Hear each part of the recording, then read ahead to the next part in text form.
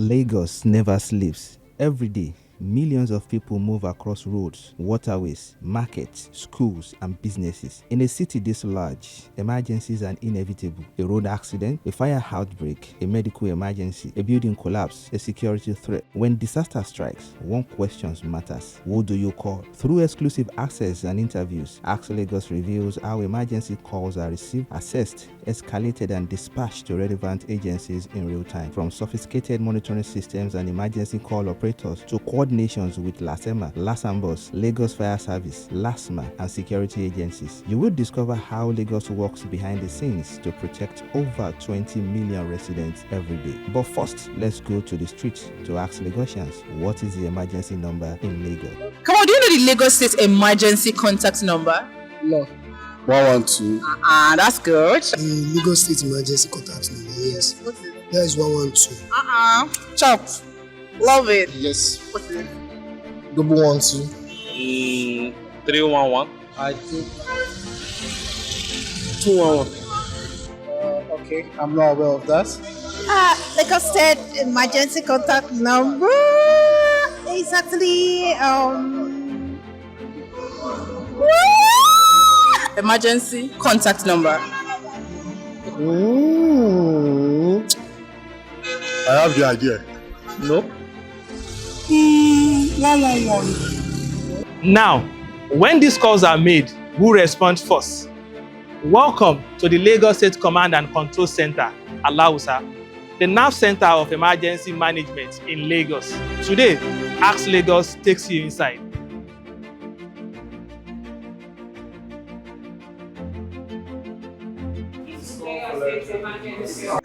Coordination of emergency responses and the management of incident to enhance security and the public safety, as well as to strengthen the security architecture of Lagos State. So when a call comes in, that call is actually relayed. The calls can come from any of the telecoms.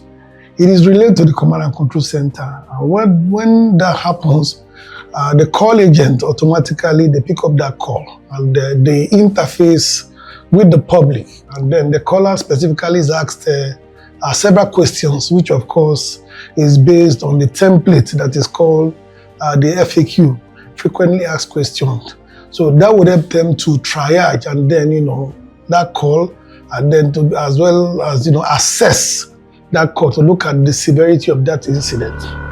Lagos 112, what's your emergency, please? Yeah, I saw a dead body under the Kwemo My Bridge. baby is in the room. Do you have an idea of what caused this fire, sir? Just Apollo small bit park on this street, sir. Do you have an emergency? Oh my God, the building just collapsed. Jesus Christ.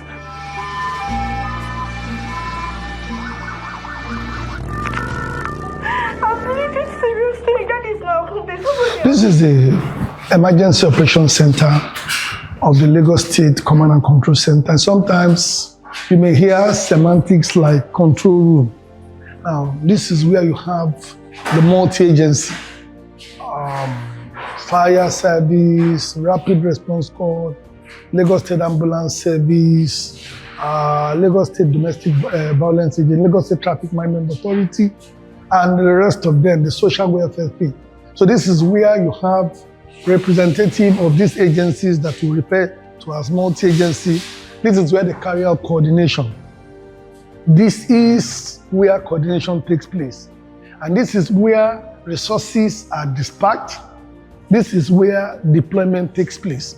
How many calls does the center receive daily? And what are the most common emergencies reported by Lagos residents? So sometimes it could be 60 to 100,000, depending on the time of the day. It could be either the peak hours. And one thing you need to understand is that there are calls that we call linked incidents. Because you'll be wondering, why do we have 100,000 call? How can we have? Yes, 1,000 to 10,000 people can be reporting the same case. At a time. At a time, it is called linked incidents. So depending on the kind of cases we have, especially when we have cases like fire outbreak, many people will call in. So it will make the call volume to spike. It's like Not every emergency is the same. Some require an ambulance, other demands firefighters, rescue teams, or multiple agencies at once. So how are these critical decisions made within seconds? How do operators determine the severity of an incident? We can tell you the severity of cases when we triage most of those cases. For example, she's telling you of people. Now, beyond the fact that you are triaging, you are kind of taught to call a kind of assessment. A very good example is what to call, sometimes you don't know. These call center agents are using what is called scale assessment. You would ask me, what is scale assessment? It's just like the scale of the fish. S there stands for safety and security. They're asking you a question. They want to know the safety, the security and safety implication of that incident. Okay. Do you understand what I'm saying? Now, they tell you, you want to know, okay, what actually happened? Sometimes, depending on the safety implication and the security implication of that case, you know the severity. Secondly, there's what to call the emergency type. E is the emergency type. Now, for example, if you have fire. Now, depending on that kind of fire, for example, if you have a domestic fire, let's say, for example, you have a market fire. The market fire, on the basis of the question, they can ask you how many people are affected. There are questions they're going to ask. For example, if we say that the fire is spreading and then 10, 20 houses are affected, it tells you that it's an escalating case. Isn't that so? And from there, the call center, the call agent or the call taker is able to tell you that we need what? Additional fire. So he or she escalates that to the multi-agency. So, and all this information in terms of what the severity are imputed into the CRM. And the CRM, that the customer relationship is just like is a software. That software is the same. The same software is used by both the call takers and the multi-agency. So within just in less than a minute, that thing is escalated, they see it and they know. Behind every emergency response is more than experience. Technology has become one of the most powerful tools in protecting lives across Lagos. But how much has it changed the game? How has technology improved emergency response in Lagos over the years? And every other information are relayed and they are displayed on this video wall. These are, like you see them, they are different cells, different components, up to 60, sub-cells that are here. You can see those cells. They are just like, they are rectangular. They are rectangular. So we have them, various numbers. How many numbers of cells do we have here? So you can imagine 75 times 8. What does that give you? That is telling you that at the end of the day, you will be having over 180, 190, close to almost 200 cells here.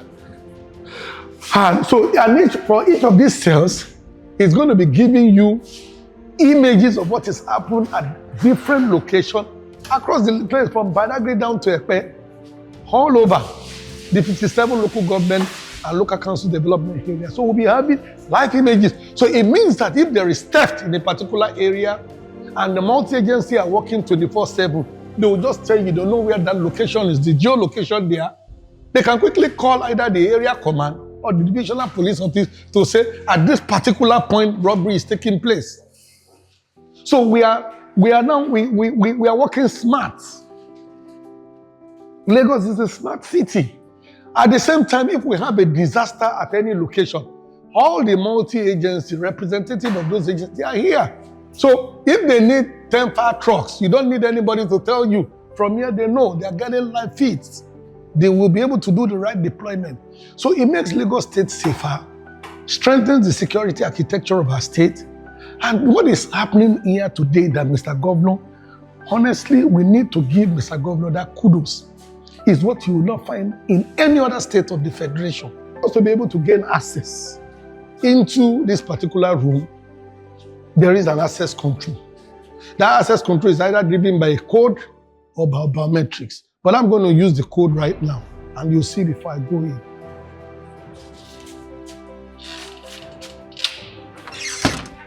You see? So that's how you can gain access in. Either you have the code, so if you have no business with whatever activity they are doing here, you can't come in. This is a way of restricting people from moving into areas. If you're on quality assurance, it is only quality assurance that will get into agriculture the call center agents have been, and if you see even at the layer of the call center, it is also driven by biometrics, other codes, or In emergency management, missing just one call could have devastating consequences. So how does this center ensure that every cry for help is heard? What systems are in place to ensure no emergency call is missed? We have trained personnel in the call center that triages the calls that come in, so to get the pertinent information that the emergency responders need to pinpoint to be able to deliver pinpoint accurate emergency response, so basically identifying the location. So we also have new technology that's coming in such that as the callers are making the calls, we're using GPS tracking to track the location of the caller. So we don't have to ask the caller where he is, we already have that information. It speeds up the response time.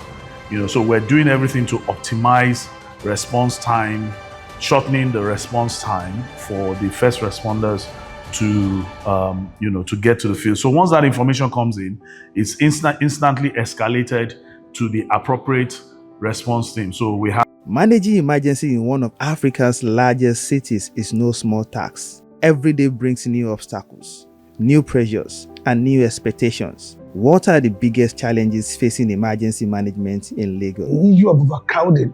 Once our first responders get to the scene of incident, sometimes people give them problem. You can imagine when first responders will have to struggle and through most of this crowd, and it takes about 15 minutes.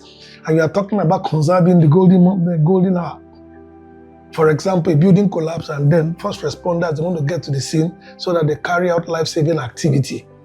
And then it becomes very difficult for them, and people are trapped maybe within the cavities of this collapsed building. The same thing with accidents. So once you give them the right of way, you give them that path for them to get to the access, they can easily access the disaster scene. That would help to conserve the golden hour, and we have a reduced response time. The other thing is the fact that people don't also want to give the right of way. And then you see the ambulances and sirens, banging of them. Some people just say, they just don't want to. So we must have that culture of ensuring that when we have ambulances, we have sirens, we have police, we have officers from the rapid response and they just want to quickly get to the scene of an incident. We must always learn to give them the right of way and understand that emergency response is about life, and life is about time. It may seem harmless to some, just a joke, just one fake call. But inside this center, every second wasted could mean help delayed for someone whose life really depends on it. How does prank calls affect operations? The issue of people making prank calls and false calls, when this is done, it automatically debars the true callers from making their call. And response time is of the essence. And for each of these lines that we are talking about, there is the minimal number you expect, to be able to move through what to call these lines, because these lines are actually driven by ICT. We'll talk about the fiber optics technology. For every milliseconds, the number of calls that can come in. So when you have, let's say, up to 70, sometimes 15,000, 10,000, 7,000 people, you've actually debarred those who want to make legitimate calls from reaching the center. And also sometimes when you make some false call, every call is treated as true calls until proven otherwise. So what it means is that if you activate response and you make certain deployment or dispatch, it means that those resources are wrongly used. In essence, it means those resources would have been deployed to scenes that actually require these resources. And no resources is finite. No resources is infinite. They are finite. We have limited resources. So what we do in emergency response is that we want to make maximum use of our resources. For example, our fire trucks, our first responders, our emergency medics, and then ambulances and the rest of them. So beyond the screens, the phone calls and the coordination are real people, real families, real lives, and sometimes remarkable stories of survival. What are some of the biggest successes achieved through the command and control center? So we've had situations of where fire service is able to mitigate, a lot of damages to the tune of billions of naira.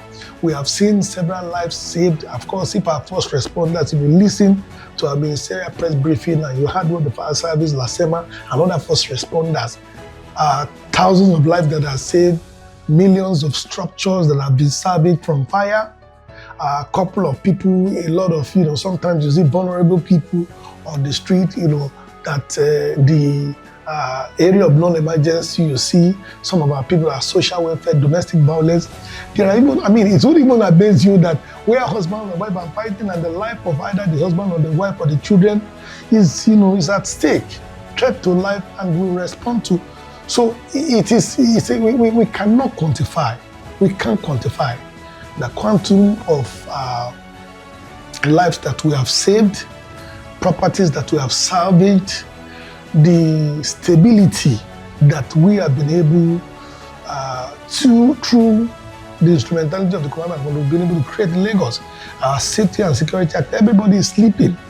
You wouldn't know that there are some people working 24/7, picking up calls, activating responses, ensuring that first responders, they get to the scene of incident, interfacing with them, supporting them with situational awareness, ensuring they get the right resources, ensuring that the first responders are on their feet.